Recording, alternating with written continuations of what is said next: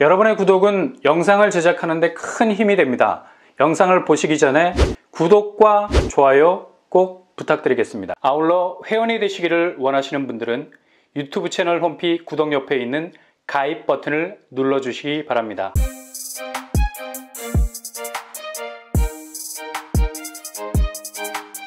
안녕하세요. 뻔뻔한 복덕방입니다. 서울 지하철 5호선 연장, 이게 2024년도를 가장 뜨겁게 달굴 수 있는 후라이팬이 될 가능성이 높습니다. 왜냐, 일단 경기권으로 분류가 되는 김포와 검단 신도시, 최근에 집값이 떡락을 하고 있는 곳이기도 한데, 최근 지하철 5호선이 뚫리기 때문에 서울 주요 업무지구인 광화문과 여의도까지 환승하지 않고 다이렉트로 연결이 될 수 있는 교통 틈새가 열리게 되죠. 그래서 지금 검단이 청약에서 상당히 선방하고 있는 모습을 보여주고 있는데요. 일단 김포는 풍무지구와 장기지구가 혜택을 보게 될 것 같고요. 검단은 두 곳이 5호선 연장으로 혜택을 보게 되죠. 아라동, 원당동이 교통 개선 효과를 보게 되는데, 이런 교통 병풍 효과가 있으니 당연히 검단 쪽이 이전에는 언제 떨어질지 또 얼마나 떨어질지 공포의 대상이었고, 여기 사전 청약으로 당첨된 분들도 급기야 계약서 찍고 나올 수밖에 없는 분위기 물씬 풍기기도 했었죠. 물론 검단은 여전히 이런 리스크는 밑불처럼 살아있는 상황이고요. 2차 하락이 정말 거세게 밀려오고 있기 때문에 경기권 아파트들이 상당 부분 바람 불면 갈대 들어눕듯이 그냥 엎어질 가능성도 있는데, 중요한 건 일단 초기 진입 비용에 드는 대출 파이가 그리 크지 않다면 이런 시세 하락 충격에서 다소 그 파괴력을 줄일 수 있는 여지는 충분히 있겠습니다. 이번 5호선 조정안으로 10개 정도 역이 새롭게 신설이 되는데, 검단은 특히 좀 전에 언급해 드린 대로 아라동과 원당동 두 곳의 서울 지하철이 세팅이 되게 되죠. 그래서 올해 검단에서 공급되는 물량들 유심히 체크를 해보시되, 정말 리스크가 걱정이 된다면 여기는 그냥 패스해버리면 되고요. 아니면 가성비로 초기 분양가 부담을 덜고 집값 폭락의 여파를 줄이는 데 도움이 될 수 있을 거란 판단이 서면 고려해 볼 수도 있겠습니다. 그러나 지금 집값 하락세는 거의 버블이 터지는 수준까지 갈 수가 있어요. 일단 올해 8곳에서 분양하는 단지들 잘 지켜보시고요. 어제 특공 접수를 받은 검단 제1풍경채 3차도 지켜볼 만하죠. 특공 166세대 모집에 대략 902명이 지원을 했습니다. 요즘 경기권 특공 경쟁률 거의 1대1도 못 미치는 엄청난 부진에 빠져 있는 걸 볼 수가 있습니다. 거의 서울을 제외하고 지방 건설사들 죽어나가고 있는데, 비서울권, 특히 수도권도 이런 분양 한파를 직격으로 맞고 있죠. 오늘 북극 한파만큼 매서운 미분양의 칼바람 앞에 서 있습니다. 그럼에도 불구하고 검단은 어제 제1풍경채 3차가 생애 최초 84A에서 13대 1에 가까운 경쟁률을 찍었고요. 그리고 신혼특공 84A에서 8대 1에 가까운 경쟁률 기록을 했습니다. 일단 얼마 전 같은 입지에서 분양했던 중흥 S클래스가 상당한 선방을 했었죠. 확실히 검단 제1풍경채 3차도 특공이 예사롭게 보이지 않기 때문에 오늘 1월 23일 1순위가 마감이 되는 데는 잘 체크를 해보셔야 되겠습니다. 분양가를 보면 84제곱이 5억대, 115제곱이 6억 원 정도 됩니다. 현재 대체로 서울 수도권에서 나오는 아파트들 분양가가 59제곱 10억대, 84제곱 14억 정도 되는 걸 감안해도 그래도 어느 정도 가성비는 있다고 판단이 되는 부분이 있죠. 그럼에도 불구하고 청약은 돌다리도 두드려 패서 가자, 그리고 꺼진 불도 싸그리 체크하고 다시 보자, 이게 지금 분위기인 것만은 확실합니다. 그래서 오늘 1순위 마감이 되는 검단 제1풍경채 3차는 아무튼 개인차에 따라서 이게 뜨거운 감자가 될 수도 있고요.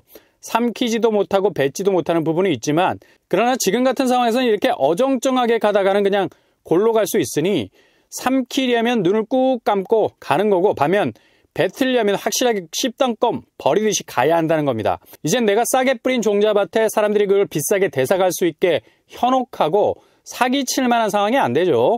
모든 게 너무도 분명하게 드러나고 있는 자산가치 하락세여서 척박한 도라지밭을 옥토, 배양, 산삼밭이라는 등의 술책 안 먹힌다는 겁니다. 기만은 더 이상 부동산에서 통하지 않게 됐기 때문에, 그래서 지금 거래량이 쫑이 나고 있는 겁니다. 서울 아파트 거래량 이번 달 2024년 1월에 624건으로 그치고 있죠. 12월 거래도 11월 거래를 넘어서지 못할 것으로 보이고요. 1,800건 넘을까 말까. 이거 지금 이 가격으론 도저히 집을 못 산다는 매수세, 동시에 이 가격으론 도저히 집을 못 판다는 매도세, 거의 평행선을 달리고 있다는 건데 서로 합치될 수 있는 교집합 구간이 없는 거죠. 서로 만나질 못하니 오작교가 브릿지로 연결이 될 수 없고 견우와 직녀는 1년에 한 번이라도 만나기라도 하지. 지금 매도세와 매수세는 아마도 올해 안에는 도저히 합치점을 찾기 힘들 정도로 서로 간의 가격 기대치를 절대 양보하지 않을 것으로 보여서 결국 승부는 칼자루를 쥐고 있는 사람이 이기는 거죠. 아니 뭐니 해도 머니가 모든 중심추인데 당장 집을 팔아서 현금을 마련해야 하는 급한 불을 꺼야 할 분들이 이렇게까지 길게 늘어지는 가격 눈치 보기에 동참할 겨를이 없다는 얘기죠. 당연히 금매가 튀어나올 수밖에 없는 거고 이런 금매는 결국 날아가는 화살에 화살촉 역할을 해서 아주 미미한 금매라 해도 전체 가격을 저점으로 끌고 가는 가격 궤적을 만들기 충분하니까 그냥 그렇게 던져버리는 가격이 전체 부동산 시장의 가격 파괴 현상을 불러일으키는 아주 작은 움직임으로 보이지만 전체 가격대를 출렁거리게 만들 수 있는 엄청난 파장을 만들어낼 수 있다는 겁니다.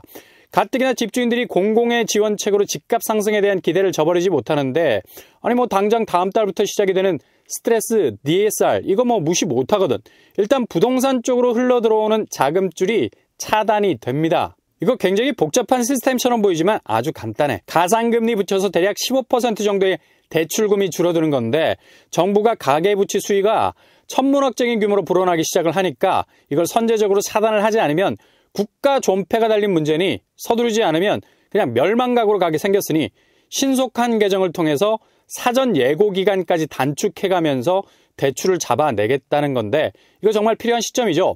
이대로 그냥 한국이라는 나라가 빚더미에 깔려서 그냥 뭉개져 버릴 수 있는 위험이 있는 건데 사전에 이걸 막겠다는 게 필사적으로 보일 정도고요. 흔히 금원이 있는 곳에 운이 따른다. 그러니까 현금 저수지에 돈이 고이고 이게 흘러가야 뭔가 금원이 운을 만들어서 대운의 시대를 열어갔던 한마디로 부동산 투기가 10배의 수익 창출을 하던 시대가 있었죠. 골드러시. 그러나 이런 시대는 그냥 막을 내리고 있는 거고요. 국가에서조차 빚 규모가 어마무시해서 이걸 막으려고 난리를 치는데 다시 집값이 상승한다, 반등한다. 이제는 뭐 그만 가오를 잡을 때가 된 것 같죠. 이렇게 집값이 온 세상 하락 추세로 가면서 도저히 회복될 기미가 전혀 보일 수 없는 무호재의 대재난 시대가 열려버렸는데 이거 뭐 완전히 판도라의 상자죠. 그게 열려버린 거죠. 그러니 부동산 시장은 2024년도에도 아주 극심한 혼란 속에서 계속되는 하향세에서 벗어나기 힘든 보릿고개를 넘어가야 할 겁니다. 집값이 누구나 접근 가능한 벽을 허물어야 이게 시장 원리도 제대로 작동이 되는 거지. 이렇게 터무니없이 올라버린 매물들이 여전히 이전의 가격 포기하지 못하고 버티기를 하고 있으니 당연히 거래가 실종이 되어버리는 건 자연의 이치죠. 그러니 집값 보세요. 확실히 마운틴 에베레스트로 가고 있잖아. 에베레스트 북벽을 만들 만큼 엄청나게 작년 상반기에 올랐다가 그냥 빠지는 추세가 하산이 아니라 이건 뭐 산사태 수준. 올해 들어서도 더욱 이런 하락세는 다지기를 계속하고 있는데 이게 다시 올라설 기미가 전혀 보이지 않는다는 건 특히 자금줄이 거의 말라버렸기 때문에 이제 뭐 호가로 버티는 집을 사줄 만한 여력이 있는 사람들이 거의 눈앞에서 사라져 버린 겁니다. 앞으로 2024년의 그래프 궤적은 다시 지하실문 개방을 하고 그 그래프의 궤적을 다시 한번 지하 1층, 지하 2층으로 확대를 할 것으로 보이고요. 이렇게 금원이 말라가는데 파고 파도 사금이라는 개미 눈꽃만큼의 채취가 되어야 하는데 이게 뭐 다 말라버렸죠. 아무리 온 산을 온 하천을 드러내도 금딱지가 말라버렸으니 이게 제대로 돌아갈 수 있겠냐고. 그 대표적인 지표가 바로 한국 경제 성장률. IMF에서 전망하고 있는 한국 경제 성장률은 지금 올해 들어 2.2%. 근데 이게 심각한 건 이 수치를 전혀 벗어날 수 없는 향후 4년간 추이도 그냥 답보 상태라는 얘기죠. 경제가 뭐 뒷받침이 안 되는데 누가 투자를 하겠으며 특히 부동산 공화국이라는 별명이 붙을 정도로 막대한 자금을 아파트에 몰아넣을 수 있는 자금 여력 거의 뭐 말라가고 있기 때문에 집값은 하염없이 나락을 갈 수밖에 없는 궤적을 또 KTX 레일을 만들어 놓은 것처럼 아주 견고하게 가고 있다는 사실입니다. 그러니 자나깨나 가성비, 전세로 들어가려 해도 내 집을 사려 해도 현금을 최대한 세이브할 수 있는 방향에서 대출 파일을 줄이고 들어가는 것이 제일 좋은 전략인데 이게 덜커덕 렉이 걸려서 자칫 대출 잘못 일으키게 되면 그냥 한 방에 갈 수 있는 리스크가 충분히 있는 상황 분명합니다. 그래서 조심조심 하시되 대신 틈새로 나오는 것들 잘 살피시고요. 특히 요즘은 초기 분양가로 때리는 무순위 청약들 그리고 공공에서 나오는 정책 물량들 우회로가 될 수 있겠죠. 일단 고양시 한강변에 위치한 그것도 작년에 분양을 했던 신축입니다.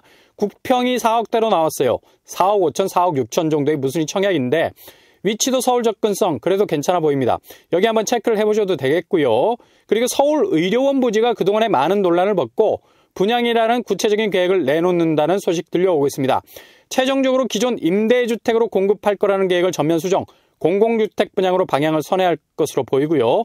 일단 서울의료원 부지는 북쪽과 남쪽 두 지역으로 나눠서 공급이 될 예정입니다. 주거 공간을 남쪽에 250세대, 북쪽에 550세대로 나눠서 공공분양 사전청약 형태로 공급이 될 것으로 보이고요. 입지는 그냥 말하면 뭐예요? 지하철 삼성역과 봉은사역, 초역세권 거리에 위치해 있습니다. 걸어서 5분 내외는 충분하고요.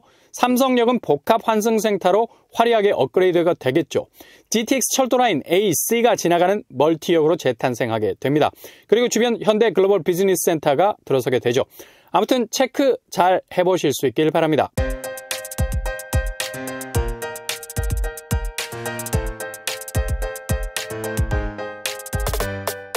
오늘의 부동산 캐리커처 상당히 조심조심 가야 할 시기인 것만은 분명해 보입니다. 일단 부동산 자금 부분이 말라갈 것으로 보여서 하반기까지 집값은 상당 부분 약화될 것으로 보이고요. 틈새로 나오는 것들 유심히 잘 지켜보시면서 체크하신다면 분명 골든타임 잡을 수 있을 겁니다. 오늘도 응원합니다. 여러분의 길이 꽃길만 되실 수 있길 바랍니다.